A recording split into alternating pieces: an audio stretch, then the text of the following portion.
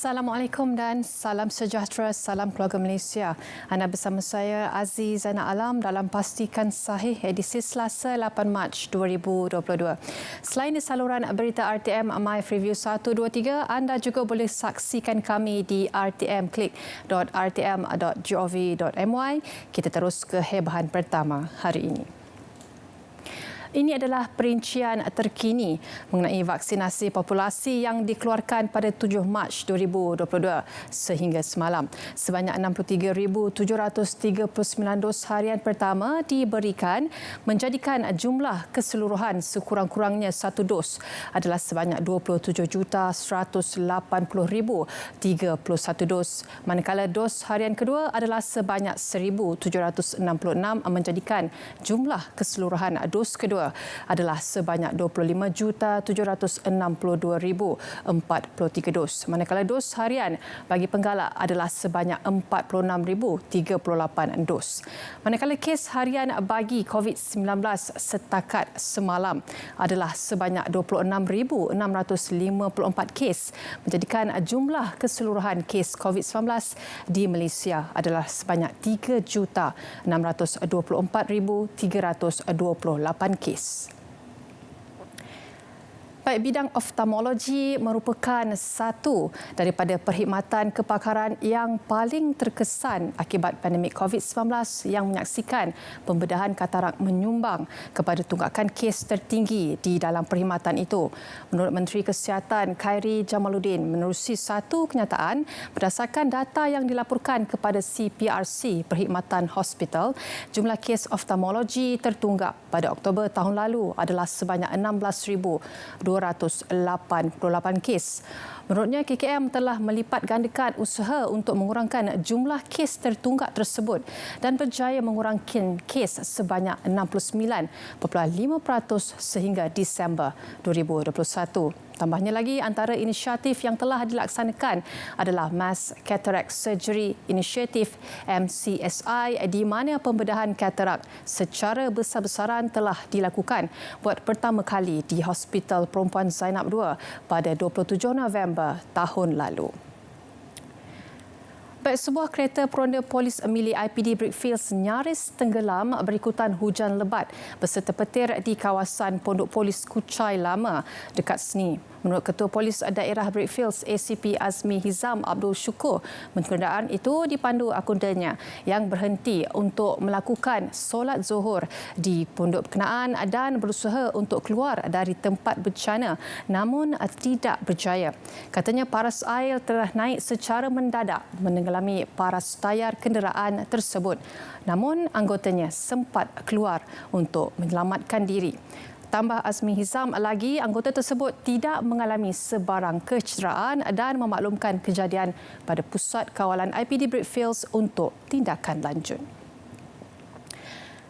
Baik, orang ramai yang mempunyai maklumat berkenaan video tular yang memaparkan sebuah kereta memandu di lorong motosikal di Jambatan Sultan Abdul Halim Muazzam Shah, Pulau Pinang agar tampil membantu siasatan. Menurut Ketua Polis Daerah Barat Daya Pulau Pinang, Superintendent Kamarul Rizal Jenal, dalam satu kenyataan, video berdurasi 31 saat itu telah disiasat oleh bahagian siasatan dan penguatkuasaan trafik Ibu Pejabat Polis Daerah Barat Daya.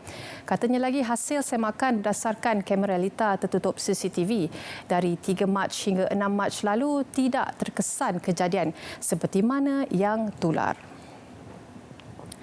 Baik, terkesan satu video di media sosial berkenaan sebuah kereta jenis Volvo XC90 yang memandu di lorong motosikal Lebuh Raya Persekutuan Arah Shah Alam berhampiran Pangsapuri, Mentari Kot, Petaling Jaya. Menurut Ketua Polis Daerah Petaling Jaya ACP Muhammad Fakhruddin Abdul Hamid, dalam satu kenyataan, hasil siasatan mendapati kejadian tersebut berlaku pada 24 Jun 2020 dan satu laporan polis telah dibuat serta kes disiasat di bawah Seksyen 42-1 Akta Pengangkutan Jalan Raya APJ 1987. Tambahnya, polis ingin mengingatkan pengguna jalan raya agar mematuhi arah papan tanda dan juga undang-undang jalan raya bagi mengelak sebarang kejadian yang tidak diingini dari berlaku. My Creative Ventures Sdn Bhd, MyCV sebagai agensi Kementerian Komunikasi dan Multimedia Malaysia KKMM memandang serius insiden tidak patuh SOP sekumpulan penghujung program Rio yang berlangsung di Air Hitam baru-baru ini. Menerusi satu kenyataan media yang dikeluarkan MyCV, arahan jelas telah diberi kepada syarikat pengurus acara agar SOP dipatuhi sepenuhnya demi memastikan keselamatan dan kesihatan para pengunjung. Menurut kenyataan itu, insiden itu berlaku secara spontan oleh pengunjung program berkenaan dan bukanlah sebahagian dari atur cara pihak penganjur. Ujarnya lagi, pihak penganjur bersama pasukan rela telah mengambil tindakan segera dengan meleraikan mereka yang terlibat dan meminta mereka beredar dengan serta-merta. Baiklah, dimaklumkan bahawa Jabatan Perkhidmatan Awam telah mengeluarkan surat edaran JPA saraan penambahbaikan kemudahan cuti kuarantin bertarikh 4 Mac 2022. Selain itu, surat edaran Perkeliling Perkhidmatan Sumber Manusia MyPPSM kemudahan cuti menjaga anak yang dikuarantin atau memerlukan pengasingan dan soalan lazim boleh dimuat turun melalui pautan jpa.gov.my. Hujan berterusan dijangka berlaku di negeri Sabah iaitu pantai barat pada Rabu 9 Mac 2022. Selain itu, hujan berterusan juga dijangka berlaku di Sandakan iaitu di Telupit, Kinabatangan, Beluran dan Sandakan serta Kudat dalam tempoh Selasa 8 Mac 2022 sehingga Rabu 9 Mac 2022. Untuk makluman orang ramai, amaran hujan berterusan iaitu bahaya dikeluarkan apabila terdapat tanda-tanda yang menunjukkan hujan atau ribut petir yang sedang dan dijangka berlaku dengan jumlah hujan melebihi 150 mm dalam tempoh 24 jam. Amaran hujan berterusan iaitu buruk pula dikeluarkan apabila terdapat tanda-tanda yang menunjukkan hujan atau ribut petir sedang dan dijangka berlaku dengan jumlah hujan melebihi 60 mm dalam tempoh 6 jam.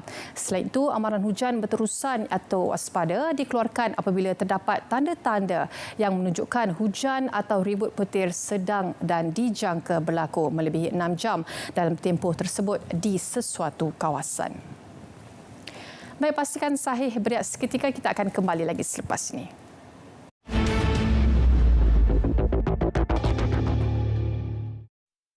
Memulakan langkah pertama memerlukan 1000 kekuatan.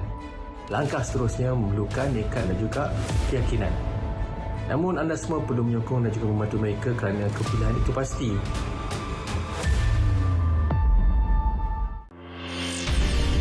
Perkembangan semasa di segenap pelosok negara, liputan menyeluruh dari barat,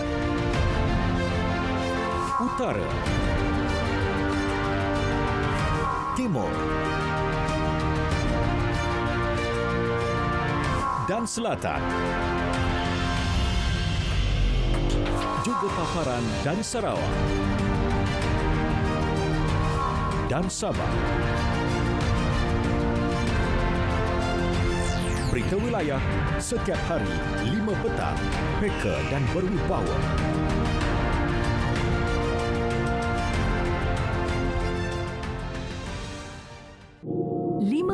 Daripada kanak-kanak berinteraksi melalui media sosial tanpa pemantauan ibu bapa, manakala 60% kes serangan seksual melibatkan kanak-kanak.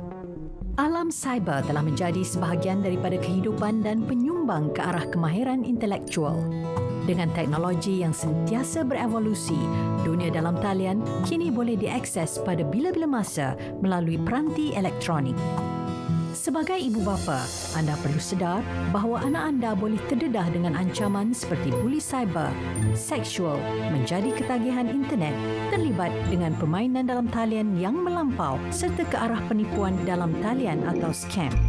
Jadilah ibu bapa yang hebat di alam cyber, proaktif, mendidik, bersahabat, mengawal selia dan memimpin mereka.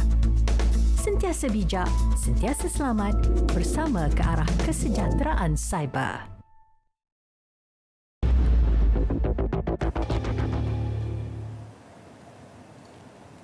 Baik, kini kembali dalam Pastikan Sahih dan seterusnya Perdana Menteri Datuk Seri Ismail Sabri Yaakob mengumumkan dana berjumlah RM500,000 kepada Majlis Belia Malaysia MBM. Dana tersebut diperuntukkan bagi menggerakkan aktiviti dan program Persatuan Belia di seluruh negara.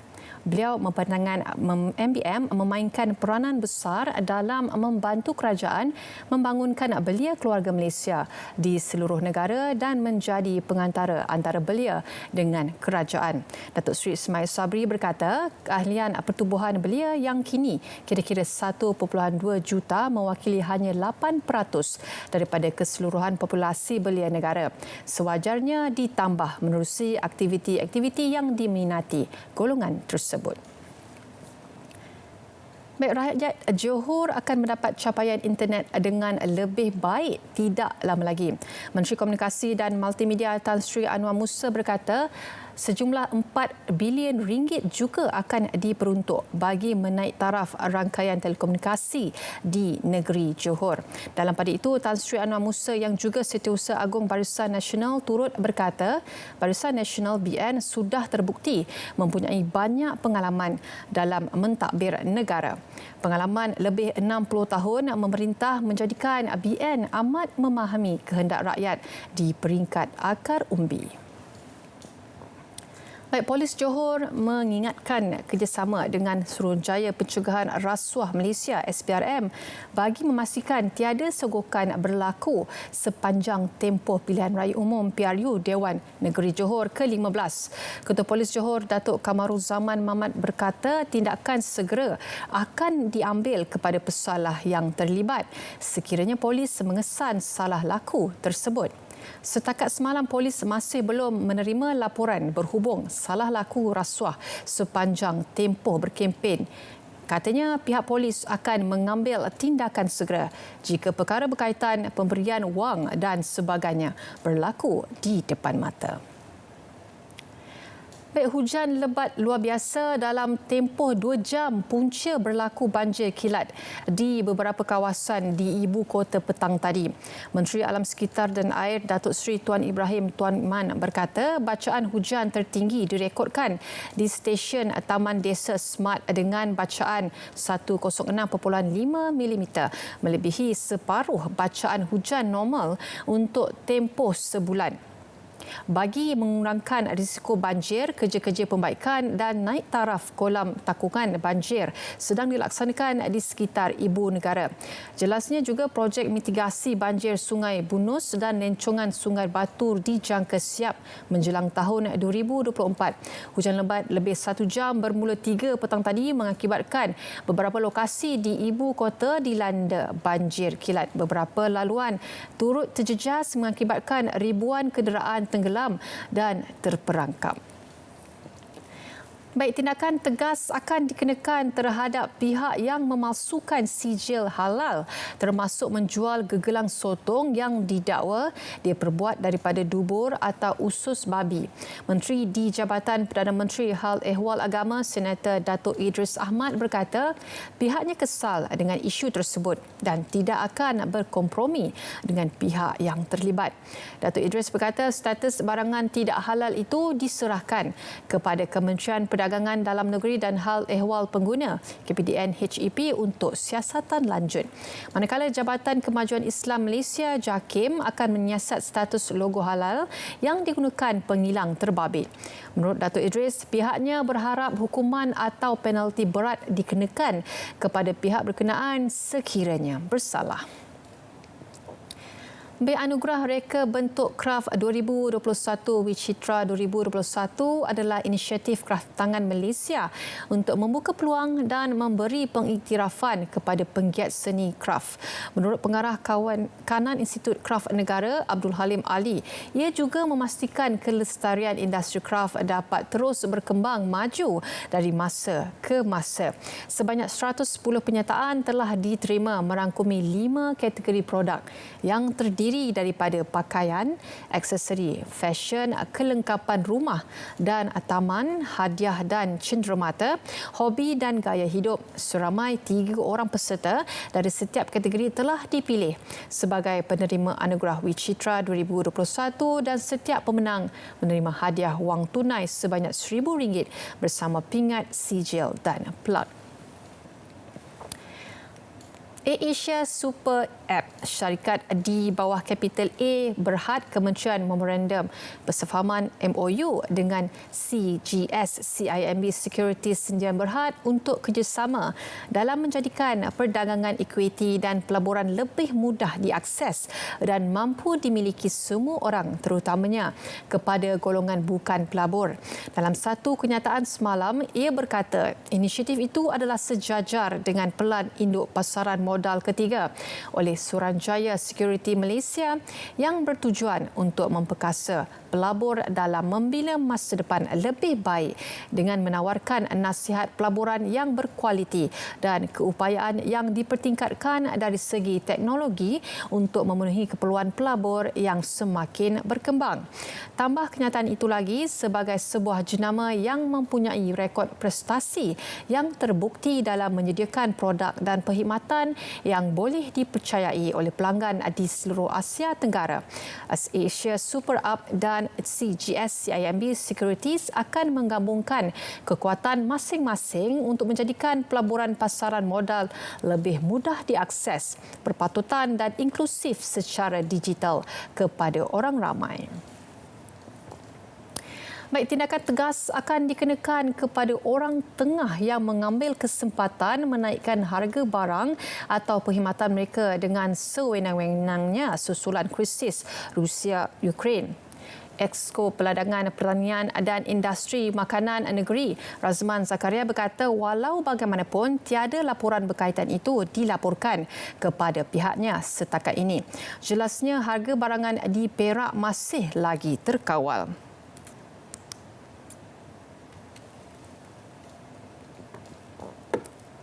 Baik, Kementerian Haji dan Umrah MOHU Saudi mengumumkan permohonan permit untuk mengerjakan ibadah umrah sepanjang bulan Ramadan telah dibuka bermula Ahad 6 Mac dan boleh dimohon melalui aplikasi Idmatna dan Tawakulna. Kementerian itu menerusi kenyataan yang dimuat naik di laman Twitter rasminya, menjelaskan ini bagi memudahkan bakal jemaah umrah Ramadan menyusun perancangan mereka lebih awal.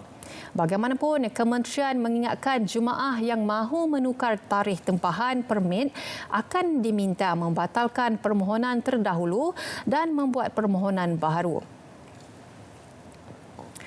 Baik, Mahkamah Tinggi di sini hari ini mengetepikan hukuman penjara 1,050 tahun yang merupakan rekod hukuman penjara tertinggi setakat ini bagi kesalahan merogol yang dijatuhkan ke atas seorang lelaki kerana merogol anak perempuan tirinya. Hakim Datuk Azmi Abdullah membuat keputusan itu selepas membenarkan rayuan lelaki yang berusia 34 tahun itu terhadap hukuman penjara tersebut dan mengurangkan hukuman kepada 42 tahun tetapi mengekalkan hukuman 24 sebatan yang dijatuhkan Mahkamah Seksyen di sini pada 27 Januari tahun lepas. Hakim Azmi menyemak semula hukuman penjara 1,050 tahun yang dijatuhkan sebelum ini selepas lelaki itu mengaku bersalah atas 105 pertuduhan merogol anak tirinya sejak remaja itu berusia 12 tahun dan meminda hukuman itu kepada 14 tahun penjara bagi setiap tahun kesalahan itu dilakukan pada 2018, 2019 dan 2020. Baik, 2 maut manakala 6 lagi cedera dalam kemalangan melibatkan sebuah lori dan 9 motosikal di bawah jejambat kilometer 92.8 Lebuh Raya Utara Selatan arah selatan dekat Sungai Petani. Ketua Polis Daerah Kuala Muda ACP Azli Abu Shah berkata kedua-dua mangsa yang maut dalam nahas pukul 2.40 petang itu dikenali sebagai Muhammad Amirul Ismail 28 tahun dan Muhammad Khairul Azwan Manla Hashim, 31 tahun. Jelasnya sebelum kejadian penunggang motosikal sedang berteduh di bawah jejambat kerana hujan lebat, manakala kesemua mangsa meletakkan motosikal mereka di lorong kecemasan secara dua barisan dan berada di sisi motosikal masing-masing. Menurutnya lagi, sebuah lori yang dinaiki dua lelaki berumur 28 tahun yang bergerak di lorong kiri telah datang merempuh kesemua mangsa dari arah belakang secara tiba-tiba. Jabatan Perkhidmatan Veterinar JPV Terengganu telah menjalankan bedah siasat terhadap bangkai kucing yang mati disyaki akibat tindakan khianat di daerah Besut, dan sampel telah dihantar ke makmal untuk tujuan analisis kimia serta ujian diagnostik. Pengarah JPV Negeri Dr. Anun Man berkata, setelah menerima aduan berkenaan kucing mati disyaki diracun di kawasan peranginan pantai Bukit Keluang di sini pada Ahad, pasukan operasi unit kebajikan haiwan dan penguatkuasa veterinar negeri telah digerakkan untuk melakukan siasatan di lapangan. Katanya JPV turut membuka kertas siasatan di bawah Seksyen 31-1-A Akta Kebajikan Haiwan 2015, Akta 772 untuk siasatan lanjut, dan meminta orang ramai agar membuat sebarang aduan kebajikan haiwan secara rasmi menerusi laman sesawang My Animal Welfare. Atlet pelayaran negara Nur Shazrin Muhammad Latif berjaya merangkul pingat emas acara laser radial wanita ILCA 6 pada kejohanan pelayaran Asia 2022 di Abu Dhabi, Emirat Arab Bersatu UAE.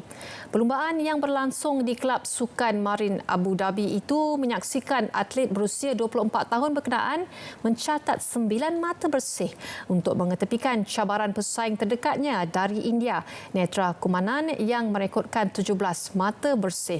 Nancy Highfield dari Hong Kong pula terpaksa berpuas hati dengan pingat gangsa dengan catatan 27 mata bersih. Pasangan bergu badminton negara Aaron Chia So Hui Yik terpaksa menarik diri daripada menyertai kejohanan terbuka Jerman yang dijadual berlangsung pada 8 hingga 13 Mac selepas Wu Yik disahkan positif COVID-19. Persatuan Badminton Malaysia BAM dalam satu kenyataan berkata pemain berusia 24 tahun itu tidak bergejala dan dalam keadaan baik. Menurut BAM, Wu Yik kini sedang mengasingkan diri mengikut prosedur operasi standard Kementerian Kesihatan, Kementerian Belia dan Sukan serta protokol Majlis Sukan Negara. Atlet semburan hidung buatan Thailand untuk membantu mencegah COVID-19 dijangka dilancarkan pada suku ketiga tahun ini. Timbalan Jurucakap Kementerian Luar Nata Panu Nopakun berkata alat itu dibangunkan hasil kerjasama Universiti Chulalongkorn, Universiti Silpakorn, Institut Penyelidikan Sistem Kesihatan HSRI, Pertubuhan Farmaseutical Kerajaan GPO dan sebuah syarikat biosains swasta. Beliau berkata usaha penyelidikan dan pembangunan R&D alat itu sudah bermula sejak pandemik melanda 2 tahun lepas dengan dibiayai sektor perniagaan dan HSRI yang dikendalikan kerajaan. Pastikan sahih berehat seketika. Kita kembali lagi selepas ini.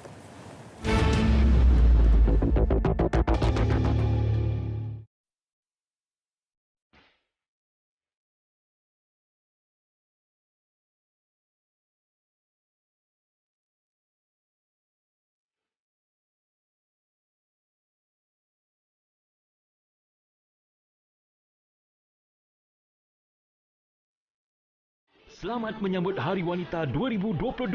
Saksama bersama daripada kami di RTM. RTM, teman setia anda.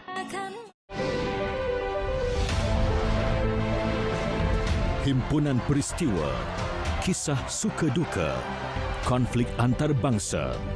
Terkini kami rangkumkan secara komprehensif terus ke kaca TV anda. Saksikan berita dunia Isnin hingga Jumaat 11 malam di TV1 dan saluran berita RTM. Saya tercari-cari tempat letak kereta.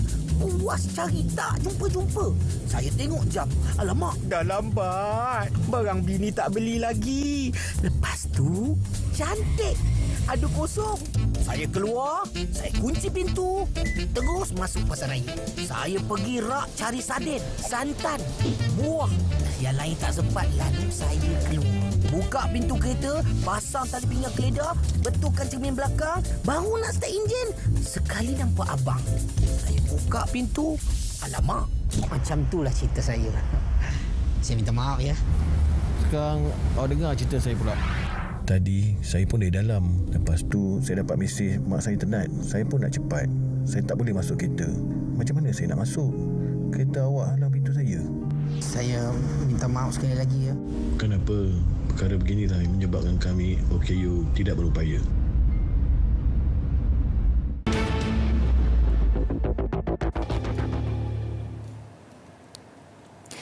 Baik, bertemu kembali dan jangan lupa untuk saksikan perasmian sambutan Hari Wanita bagi tahun 2022 malam ini jam 9 malam di TV1 dan juga di saluran berita RTM dan juga di RTM Klik. Baik, timun atau mentimun merupakan sejenis buah-buahan yang dimakan sebagai sayur-sayuran. Timun juga sering digunakan sebagai ulam, bahan makanan, bahkan minuman. Berikut dikongsikan beberapa manfaat serta khasiat timun bagi tubuh anda. Baik, ia mengandungi serat, bebas lemak, mengandungi kalsium, rendah kalori, mengandungi kalium, tinggi air dan juga mengandungi vitamin C. Baik, kebanyakan pengidap glaukoma tidak menyedarinya kerana glaukoma tidak menunjukkan simptom. Ketahui risiko dan tanda-tanda penyakit ini lebih awal dan anda mempunyai peluang besar untuk memelihara penglihatan anda untuk tahun-tahun akan datang. Dan tanda-tanda glaukoma akut adalah mata merah dan sakit, loya dan muntah, hilang penglihatan secara tiba-tiba, sakit kepala yang kuat, penglihatan yang kabur secara tiba-tiba. Baik, peringatan sebelum ke pusat vaksinasi dan jenis vaksin adalah pastikan jenis vaksin adalah tertakluk kepada garis panduan terkini dan bekalan vaksin yang tersedia di PPV integrasi. Juga bawa kad pengenalan, pasport, sijil kelahiran dan yang sah dan kelayakan umur dikira berdasarkan tarikh kelahiran dan bukan tahun kelahiran. Juga bagi penerima dos kedua dan booster, mohon pastikan sijil digital vaksinasi telah terpapar di dalam aplikasi dan sekiranya terdapat masalah pada sijil digital vaksinasi, anda boleh ke kiosk helpdesk MySejahtera di PPV World Trade Center, WTC KL atau PPV Ideal Convention Center, IDCC Shah Alam.